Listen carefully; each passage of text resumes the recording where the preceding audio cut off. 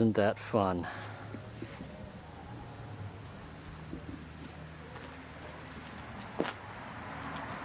Okay, so I spent the last 10-20 minutes grinding this thing away, and now you'll see that it's kind of got this orangey copper look to it. Do not fear, I did that on purpose. What I got here is just an old bottle of a turtle wax spray, whatever, for the headlight restorer kit thing. What I did is I put about where my thumb is, about that much of just plain old white distilled vinegar, and then I filled the rest of the bottle up with water. And what the vinegar does is that it'll convert all that rusty goo and it'll pull it off the panel. Oh, sorry if I'm not following along here. I'm trying to see what I'm spraying. See that? How it's just running off?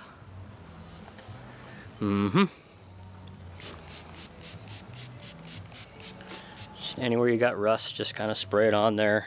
You're gonna smell like a salad, but hey, whatever. Okay, so this is my first check-in day with the '68 Oldsmobile. I took the trunk off last night, had that thing all stripped down to metal. I think I'll include a clip of that before I start this section of it. Took off the chrome molding that was here, exposed this gutter rail. Yes, sir. Got the back emblems taken out. I have to take off the back bumper tomorrow. I'm gonna clean these all out. Got the fender chrome skirt thingies off of here. I got the back seats completely out, as well as the side panels.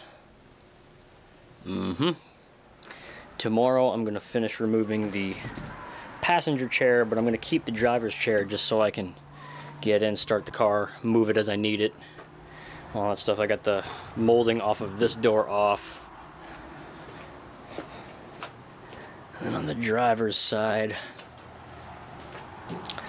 got the mirror taken off, the rear view mirror. Which was interesting about this is that the screws, they were synced into the mirror itself, and you had to turn them clockwise because you're from up top, so that would be counterclockwise the other way around. So that was interesting enough. I will have to figure out how to get that window back up, because when I rolled it down, the window just fell. So this one works. Got the Windows gutter rail splash, whatever you want to call it, thing out of there. Got that molding off. So what I'm probably going to end up tackling, possibly tonight, is take the fenders off. But here's something interesting. I haven't touched the hood or the fenders or nothing like that, but there's a little gap here, and it kind of gets flush right here. Right there is flush, and then there's a hump here, and the hump goes away, and it's fine here. So my question is,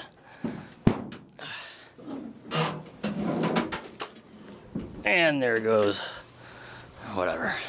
So my question is this, to those of you who might be able to help me. This hump that's here, is this because this hood was in an accident, or is it because these hinges aren't lined up properly? Because here's another interesting thing. Or is it these little stoppers? But here's, like I said, here's another interesting little tidbit. Oh, come on. Okay. Now when you close it, that's high. Is that supposed to happen? There's a gap here. There's probably about ½ inch. On the other side, it's flush. So what's up with that? When you close it, there's that gap. I can't do it one-handed. Or can I? Let me sit on it. Ha! My dominant hand is right, so I'm trying to use my left and it's just not working. See, now that gap is even more pronounced. Come on, focus. Okay, but when you push it down a little, it goes away. So that's interesting. I don't know. I'll have to figure that one out. Unless some of you fine folks can assist me, as alignment stuff is not my strong point. So even there's a little wiggity whacked. Even this stuff in here is going to get painted black, jet black, nice and shiny. Both the front and back bumpers are going to come off, and I think he's going to have these things re-chromed. So yeah, I'm probably going to end up working on these fenders tonight and pull these off, and then tomorrow I'll pull the doors off. And yeah, making some progress here. I'm pretty happy. I got pretty far in one day. This was a beast. This antenna's broken, so you had to like fight the thing to get back down. Oh yeah, forgot. Even the door panels are off as well, so this thing is getting pretty stripped. Fun little fact, if someone's wondering, the original color of the car is this kind of creamy, glacier, bluish, white looking color, so that's interesting. You see even the white here where they left that little weather stripping molding deal on. All the chrome is either in the trunk or sitting on the roof at the moment. Now, this paint job has got a lot of issues with it, and I want to show you something before. Crap, where'd it go? There we go. Okay, so let's come back over here. And that mirror's turning out pretty good too, for those wondering what the heck that was. Okay, I don't know how well you could see that. There's a run. Okay. There's another, that's a little more prevalent, you can see. And here's some, I can't really see it too well in the camera, but there's some dry spray up in here and some spots that were missed.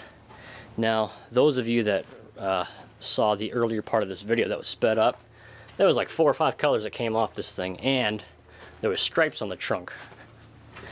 Now I know the owner of this car, who I won't say his name because I don't know if he's fine with that or not.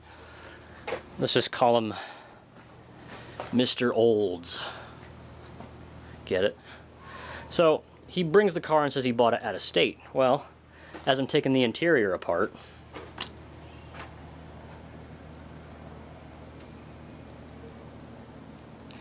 yeah. Really? That's what you guys did up there? I'm assuming it's you because that's your card, and it's not California. That's for damn sure. I don't know how well it'll pick up here, but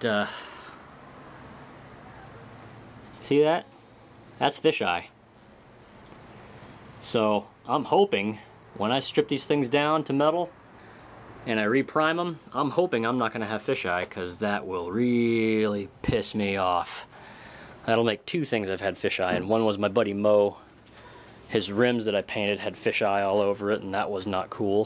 Which I made a boo-boo as well on installation, which really freaked me out. So I'm triple checking everything now. So enough looking at the car. Say hi to me, because I'm dirty, I feel nasty, and yeah. But yeah, this thing's got fisheyes on the fender. I'm wondering if I'm going to have any problems when I strip it to metal. So that's a little scary, because fisheyes is not fun, and I hate dealing with it. It always pisses me off, and I get sent into a massive fit of rage when I have to deal with it. So I don't know. We'll see what happens. I'm probably going to end up doing all the body work to everything separately, just because I don't want to have to mess with it on the car and be bending over half the time and hurting my back and this, that, and the other. The trunk took me about an hour to get that thing stripped from whatever paint was on it, the funky color thing here, and it took me 2 discs of 36 grit and 250s to get that thing cleaned off. So I don't know if I'm going to go back to a chemical stripper or if I'm just going to figure out something else to grind off the paint with, because this is a botch job. Yeah, really not much else I can say on it. But whoever painted this car before me, you didn't do a very good job. And it's even prevalent right here, or evident, I'm sorry. You've got, come on, focus, please. There's little chunks of paint, like overspray right here. There's pieces flaking off on the inside as well. And I'm not blaming anyone, but you know, he was told, Mr. Olds was told that this car was painted before. And look whose card I find inside the car. So, not trying to blame anybody here, but this is very subpar work. Even for someone that just started, this is not all that great. But anyways, I'm going to stop yammering on. This video's long enough. It's probably like over 9 minutes long now, or 10 minutes, whatever. So, yeah, anyways, there's your first update on the 68 Oldsmobile 442. I'm hoping to have this thing stripped completely in the next couple of days and paint strip it and begin the painting or priming process, which we're probably going to end up just epoxy sealing it and then using the Evercoat Featherfill G2, which is some people call it cheating. I think it's working smarter and not harder. So anyways, guys, that's about all I got. So if you wish to connect with me socially, you can find me on Facebook, Twitter, Instagram, Google+, Tumblr, and Blogger, which all the respective links can be found down below. Also, do check out my buddy Eric's channel, Skull Ripper, and his link will be down below as well. Don't forget to hit that subscribe button, the thumbs up, I'd really appreciate it. And as always, guys, take care, stay safe, and I'll see you next time. Everything's bright.